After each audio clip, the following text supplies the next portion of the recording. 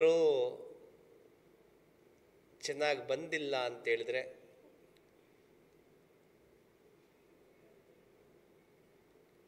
ಅಲ್ಲಿ 2 ರನ್ಗಳು ಕಟ್ಟಿಟ್ಟ ಬತ್ತಿ. ಬಿರುಸಿನ ಆಟಕ್ಕೆ ಹೆಸರಾದಂಥವರು ಸಂಜಯ್.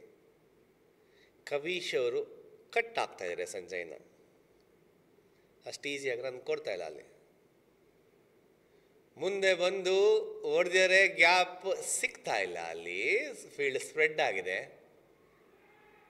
ಇಲ್ಲಿ ಔಟ್ ಆಗಿದ್ದಾರೆ, ವಿಕೆಟ್ ಚೆಲ್ಲಿದ್ದಾರೆ ಸಂಜಯ್. ಒಳ್ಳೆ ಥ್ರೋ ಇತ್ತು, 2 ರನ್ ಇರಲಿಲ್ಲ ಅಲ್ಲಿ, ಯಾಕಂದ್ರೆ ನೇರವಾಗಿ ಕೈಗೆ ಹೋಗಿದ್ದು. ಫೀಲ್ಡರ್ ಚೆಂಡನ್ನು ವಾಪಸ್ ಕಳಿಸಿದ್ರಲ್ಲಿ